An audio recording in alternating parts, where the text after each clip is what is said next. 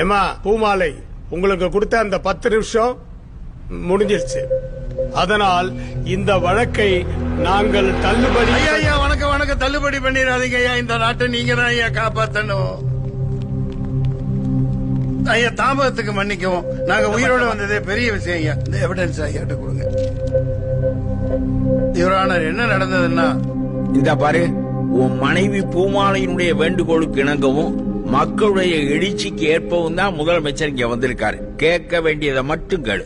Your honour, இந்த தாய் திருநாட்டில் மூளை முடுக்கெல்லாம் மதுக்கடைகளை திறந்து அதில் விற்கும் மது 11 டிஸ்டிலரிஸ் மற்றும் 8 பிரேவரிஸ் முன்னாள் மந்திரிகள் மற்றும் இன்னாள் மந்திரிகளால் நடத்தப்படுகிற இந்த மது ஆலைகளிலிருந்து கொள்முதல் செய்யப்பட்டு வருடத்திற்கு 2 லட்சம் கோடி ரூபாய்களுக்கு மேல் வருவாய் ஈட்டியும் கூட வெறும் 60,000 கோடி தான் வருவாய் வருகிறது என கணக்கு காட்டப்படுகிறது. Your honour, exhibit 1. Your honour, இரவு 10